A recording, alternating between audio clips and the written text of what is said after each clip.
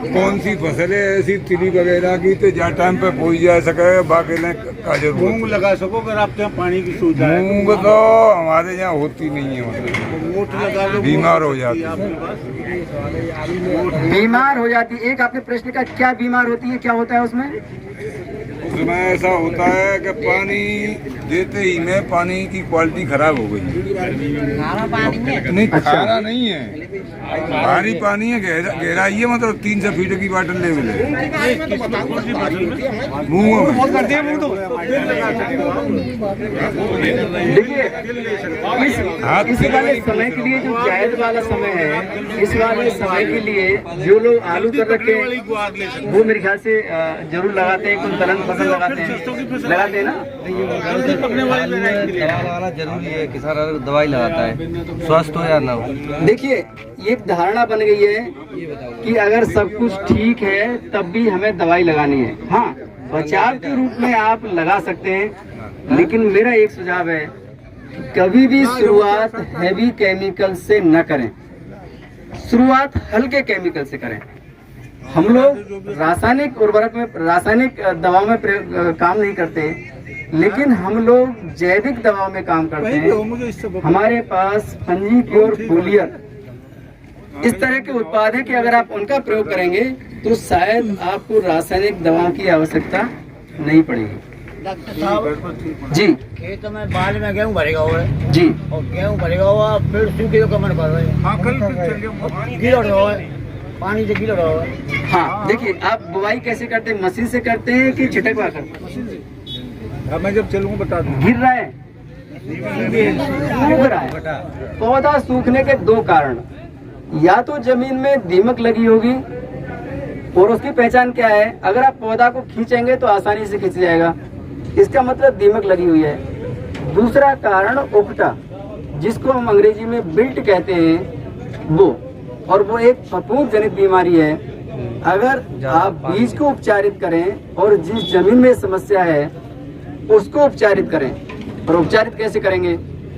फंजीक्योर derma, फंजीक्योर pseudo 1-1 kilo ले लीजिए, उनको सड़ी हुई 100 किलो गोबर की खाद में मिला के खेत की तैयारी के समय डाल दीजिए और मिट्टी में मिलवा दीजिए।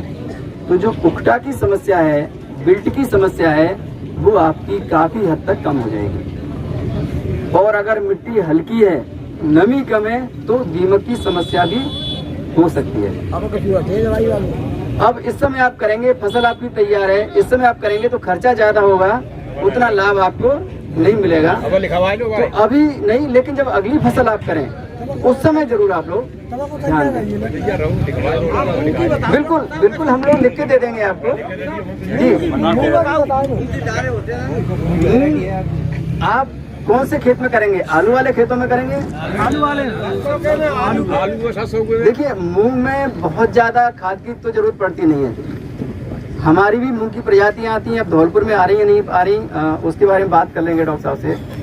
मूंग में क्योंकि जड़ों में ग्रंथियां होती हैं, नाइट्रोजन फिक्सेशन का काम करती हैं, नाइट्रोजन की ज्यादा जरूरत नहीं होती है। शुरुआत में थोड़ी सी खाद आप सिंगल सुपर फॉस्फेट और उसके साथ थोड़ा सा यूरिया मिला के डाल दीजिए। बस आलू वाले खेतों में आप पहले से बहुत ज्यादा खाद डालते होंगे, आप तो हो सकता है उसमें 2-3 कट्टे बीघे में डाल देते होंगे, उसमें आपको कुछ नहीं डालना है। आप एक सावधानी जरूर बरतें, मूंग में कभी भी बढ़वार करने वाली खाद न डालें। नाइट्रोजन नहीं डालना, नाइट्रोजन का प्रयोग या नाइट्रोजन तत्व की पूर्ति करने वाली कोई खाद उसमें न डालें। केवल एक काम जरूर करें, जब फूल की शुरुआत हो जाए या फली बन रही हो उस समय स्प्रे, फूल न झड़े, फलियों की संख्या ज्यादा हो और फलियां में दाने मोटे बने, उसके लिए आप उस समय स्प्रे कर सकते हैं, और कुछ मुंह में करने की आवश्यकता नहीं है। जी जी बिल्कुल बिल्कुल होती है, उसमें सावधानी ये बरतें, बहुत ज्यादा खाद डालने की आवश्यकता नहीं है। हमें पढ़ाया जाता है कि अगर आपकी बात 10% लोगों ने सुन ली तो आपकी बात सफल हो गई। मतलब जनरली जो भी पढ़ने जाते हैं, हम भी पढ़ने जाते थे, तो ज़्यादातर बच्चे ध्यान देते नहीं है। ऐसे ही जब कोई सभा होती है ना, तो सब आते हैं और 10% बात ही सुन पाते हैं, बाकी के लोग इधर से सुन के इधर से निकल जाती है ना। तो 10% में सफलता मान लेते हैं। तो एक ऐसे ही मीटिंग करने गए थे, करने आए हैं यहाँ पे सरसों एक वैरायटी यहाँ पे लगी हुई है DHM 45, इसकी हम लोग बात करने आए थे। यहाँ पे दयाल के बारे में कितने लोग जानते हैं, मैं पहले जानना चाहूँगा। आज से पहले दयाल का नाम कितने लोगों ने सुना था, ईमानदारी से हाथ उठा दें जरा। यही साल सुना मैंने तो। यही साल सुना है, वैसे नाम सुना हुआ है बीज के बारे में।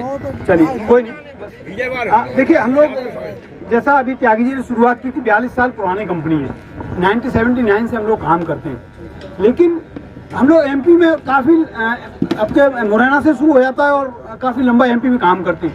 आगरा में खूब लंबे समय से काम करते हैं, लेकिन धौलपुर बीच में एक ऐसी बेल्ट थी या डिस्ट्रिक्ट था जिसमें हम लोग काम कभी नहीं करते थे। बस तो राजा खेड़ा तक आता रहता था, लेकिन धौलपुर की तरफ कम जाता था। तो हम लोग बहुत पुरानी कंपनी है और आप आराम से, क्योंकि 42 साल से इस क्षेत्र में है, बहुत सारी एग्रीकल्चर की कंपनी 42 साल से नहीं है। हम लोग बीज की बात करें, बीज में भी हम लोग 17-18 वर्षों से काम कर रहे हैं। और आपको बताते हुए मेरे को खुशी है कि बीज में सबसे मुख्य चीज़ क्या होती है, उसकी रिसर्च। तो डॉक्टर साहब बैठे हैं, अगर ये रिसर्च करके अच्छी वैरायटी लाएंगे तभी तो पैदावार बढ़ेगी ना।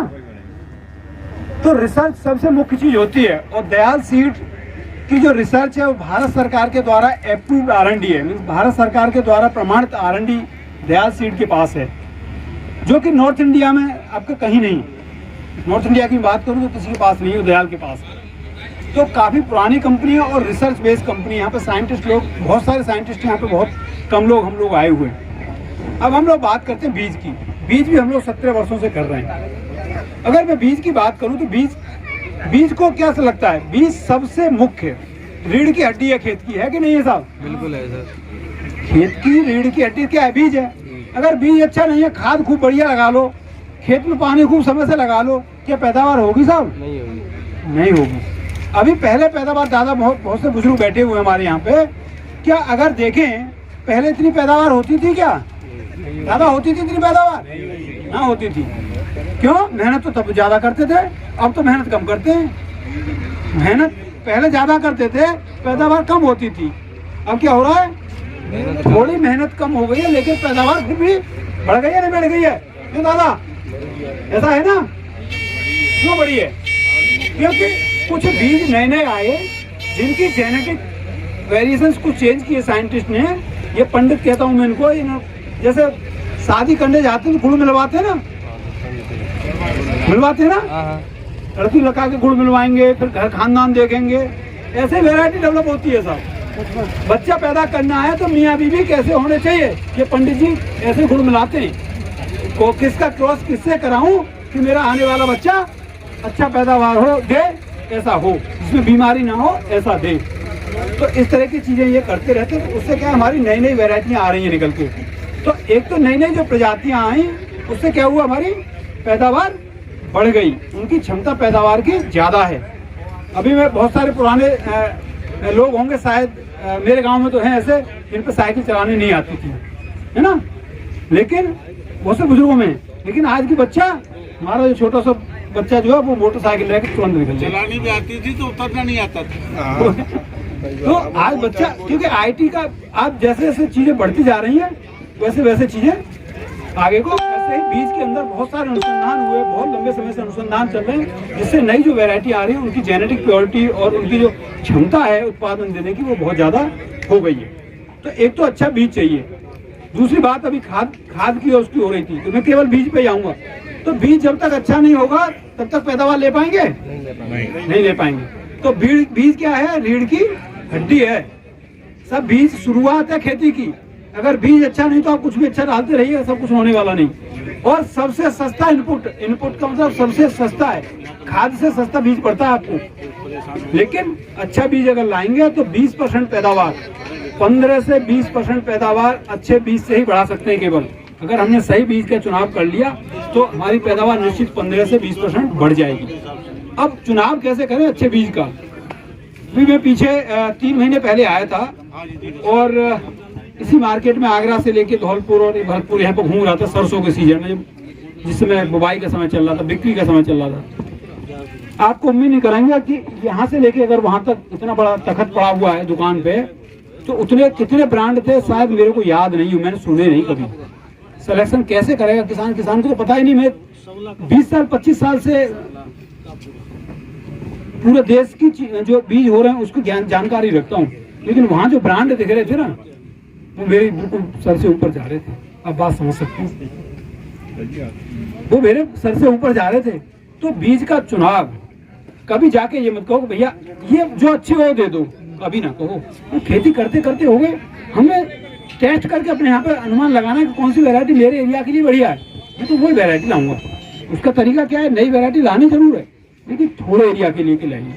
अगर आपको 5 एकड़ 1 एकड़ लगाना है तो आप आधा बीघा ले आइए और छोटे एरिया में ले आइए, या 5 एकड़ लगाना है तो 1 एकड़ ले आइए, या गांव में भी आप प्लान कर सकते हैं कि भाई देखो नई वैरायटी 3 आई है इस बार, ऐसा कर लो 1 वैरायटी को आप लगा लो दादा, 1 वैरायटी को थोड़ी सी आप लगा लो, 1 वैरायटी को कोई और किसान लगा लो। ये तीनों वैरायटी टेस्ट हो जाएंगे हमारे गांव में, जो वैरायटी अच्छी निकलेगी उसको हम अगली बार खरीद लाएंगे। तो कभी भी जाके ये वाली गारंटी मेरी ले जाओ, उससे बचने की आवश्यकता है। जब तक आप जागरूक नहीं होंगे तब तक आप सही बीज खरीद नहीं पाएंगे। मैं जागरूक नहीं हूं तो मेरे को कोई भी उल्लू बनाएगा साहब, वो मेरी जिम्मेदारी है, मोदी की जिम्मेदारी या आपके जो गहलोत साहब उनकी जिम्मेदारी नहीं है ना। जिम्मेदारी हमारी है, हमारे घर को चलाना है तो जिम्मेदारी हमारी है कि हमें जानकारी होनी चाहिए। हमारा कोई उल्लू बना रहा है तो वो चतुर है, हम बेवकूफ है। तो अब अपने आप को चतुर बनाना है खेती की जानकारी प्राप्त करने के लिए, जिससे हम जब भी जाएंगे कोई हमें कोई गलत चीज नहीं दे पाएगा। तो ये बीज के चुनाव की बात हो गई। अब एक डॉक्टर साहब ने बात कही थी बीज को ट्रीटमेंट करके बोएं। मैं आपको बताना चाहूंगा दयाल के जितने भी बीज आते हैं वो ट्रीट होकर के आते हैं, लेकिन कोई अगर से भी अगर एक्स्ट्रा ट्रीटमेंट करना चाहे, सीड को संशोधित ट्रीटमेंट करना चाहे, उसका उपचारित करना चाहे तो वो बहुत आवश्यक है, कर सकते हैं, अच्छी बात है। लेकिन दयाल के जितने भी सीड आते हैं उपचारित होकर के आते हैं, उसके लिए कोई भी सिस्टमिक कॉन्ट्रैक्ट फंगिसाइड ले सकते हैं आप और उसका प्रयोग कर सकते हैं। 2 ग्राम 1 ग्राम पर केजी सीड का प्रयोग उसका होता है। तो इस तरीके से आप उपचार करके बीज को बो सकते हैं। बाकी की खेती के बारे में मेरे को बहुत ज़्यादा बात नहीं करनी है। अब मैं बात करूँगा थोड़ा सा जो यहाँ पे हम लोगों ने सरसों लगा रखी है। सरसों में जैसा मैंने कहा कि भारतवर्ष नहीं पूरे वर्ल्ड की जो ग्रेट साइंटिस्ट हैं उनमें से डॉक्टर धीरज साहब हैं, जो कि केवल सरसों पे काम कर रहे हैं। 44 वर्षों से आपको सरसों का अनुभव है, और जो भारत का सबसे सरसों का बड़ा इंस्टीट्यूट है आपके ही बगल में है, यहाँ पर भरतपुर में सेवर ना, उसके डायरेक्टर जो सबसे बड़ी पोस्ट होती है उस पर अभी रिटायरमेंट होके गए हैं। उस पर आप पिछले काफी लंबे समय से काम करते थे ना सेवर में। तो हमारे पास सरसों की बहुत सारी वैरायटी है, और अभी मैं देखता हूँ डॉक्टर साहब के फार्म पर जब जाता हूँ तो इतनी सारी वैरायटी निकाल दी है। मैं ताज्जुब करता हूँ कि मैं कौन सी वैरायटी मार्केट में लेके जाऊँ, क्योंकि मैं मार्केट का आदमी हूँ, क्योंकि वहाँ पर चुनाव करना मेरे को बहुत भारी हो रहा है। इतनी सारी वैरायटी डेवलप कर दी इन्होंने। अब मेरे को ये लगता है कि इसमें से कौन सी बढ़िया छांटना बड़ा मुश्किल हो रहा है मेरे को मार्केट में लाने के लिए। तो इतना बड़ा हमारा काम है। अभी दादा ने बात की मूंग की, मूंग में भी 1-2 वैरायटी आती है। मैं यहाँ इस एरिया के लिए एक हरा सोना करके वैरायटी आती है, दयाल की हरा सोना। अगर यहाँ पे है तो नहीं है तो मंगा सकते हैं, थोड़ी बहुत मंगा के आप दीजिए, भले ट्रायल में मंगा लीजिए, डेमो मंगा लीजिए, जैसे जहाँ मंगा सकते हैं। तो वो लगाएं, वो वैरायटी बहुत अच्छी है और अच्छा उत्पादन देने वाली है। इस एरिया में निश्चित रूप से सूट करेगी। आगरा तक हम लोग काफ़ी अच्छी मात्रा में उसको बेचते रहते हैं। बाकी बाजरा भी यहाँ पे देख रहे हैं 11-22, 12-22 इस तरह की बाजरा की भी बहुत सारी वैरायटी। दयाल सीड गेहूँ, धान, मक्का, बाजरा, सरसों, दलहनी फसलें, मतलब पल्सेस वाली दलहनी फसलें, इन सभी में काम करता है।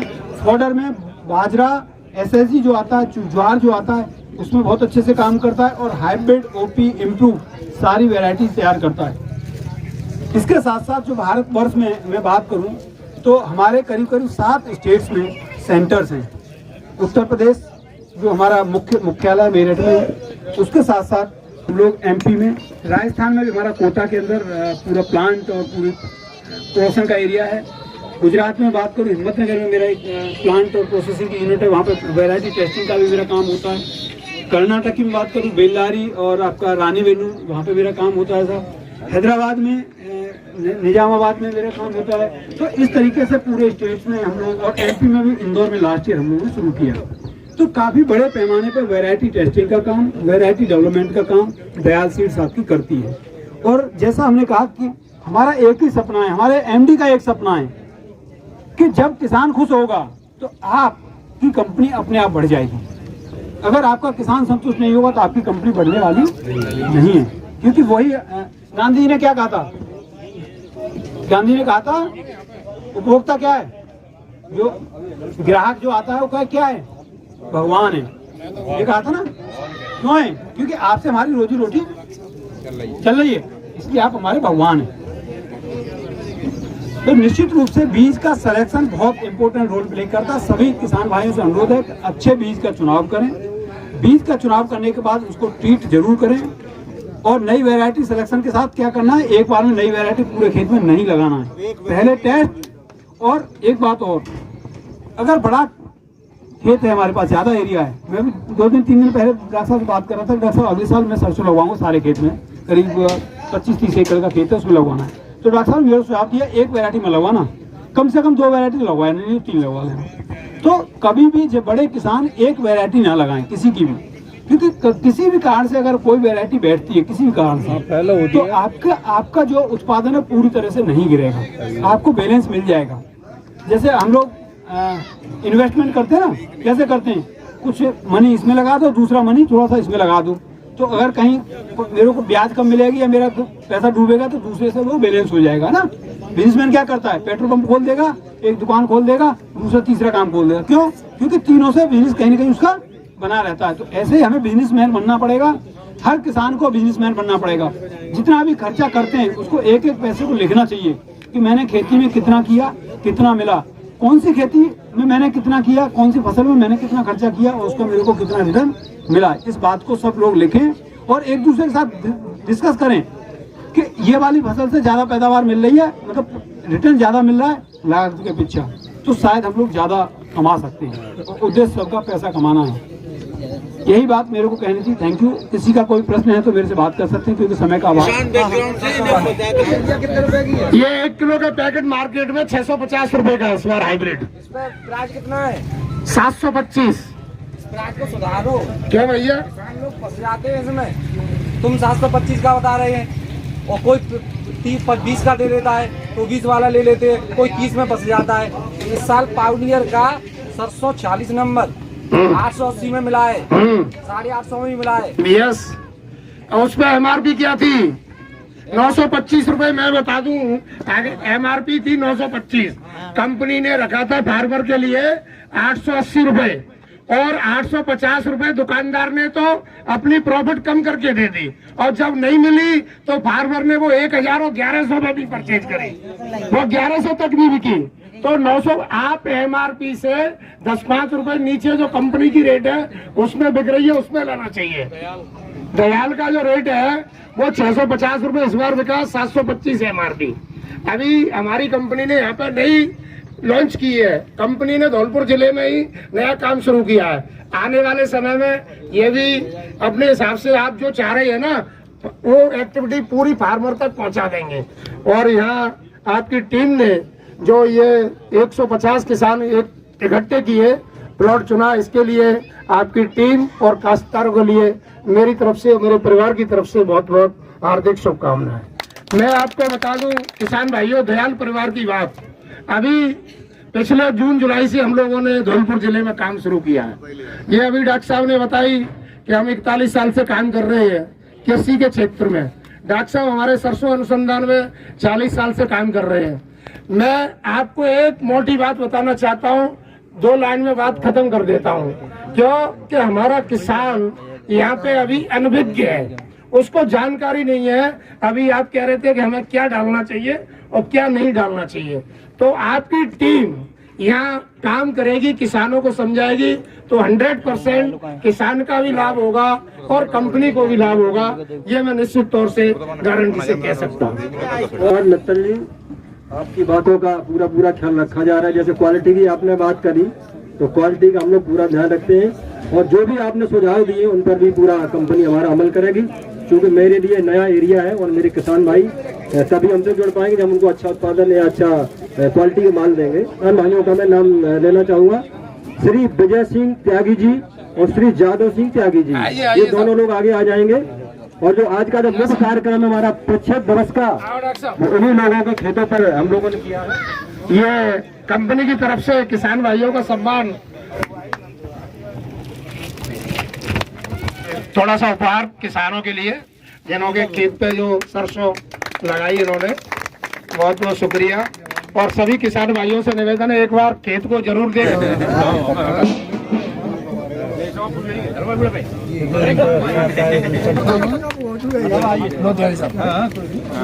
थोड़ा ऊपर देखो। हाँ भैया, राम राम साहब। भैया भारी सरसों भैया, और मैं खेत में तो भैया कमजोर है, लेकिन ये तो डरते डरते हम लोगों ने लगाई, क्योंकि हमको पता नहीं थी कि ये दयाल सरसों का क्या भैया कमाल है। तो हमने डरते डरते लगाई भैया, लेकिन काफी बढ़िया है, काफी फली है, और काफी मुझे लगता है कि इसका रिजल्ट बढ़िया होगा। राम राम साहब। जो भी प्रश्न पूछा जाएगा और जिस भी किसान भाई को उस प्रश्न का जवाब आता है, पहले वो हाथ उठाएंगे और जिनसे कहा जाएगा वो उसका जवाब देंगे।